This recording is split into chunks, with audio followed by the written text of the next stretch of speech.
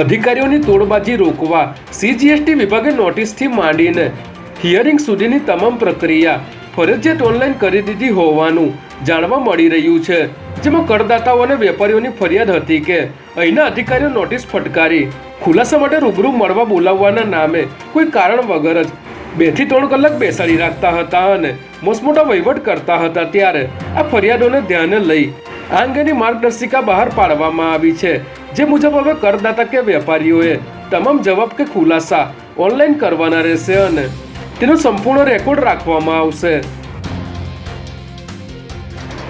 પૂનાથી એક વૃદ્ધનો ગાંઠલોડિયા પોલીસ સ્ટેશનમાં ફોન આવ્યો હતો અને કહ્યું હતું કે મારી દીકરીનો ફોન સ્વિચ ઓફ છે અને તેણે આપઘાત કર્યો છે।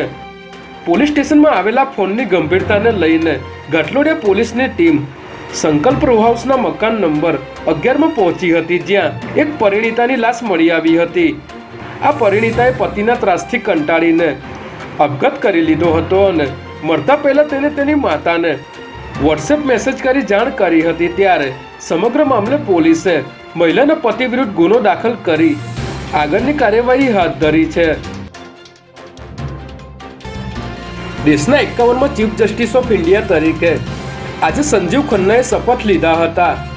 કેન્દ્ર સરકારે 16 ઓક્ટોબરના રોજ ચીફ જસ્ટિસ ચંદ્રચૂડની ભલામણ બાદ 24 ઓક્ટોબરે જસ્ટિસ સંજીવ ખન્નાની નિમણૂકને સત્તાવાર રીતે સૂચિત કરી હતી। ત્યારે રાષ્ટ્રપતિ દ્રૌપદી મુર્મુએ આજે જસ્ટિસ સંજીવ ખન્નાને શપથ લેવડાવ્યા હતા।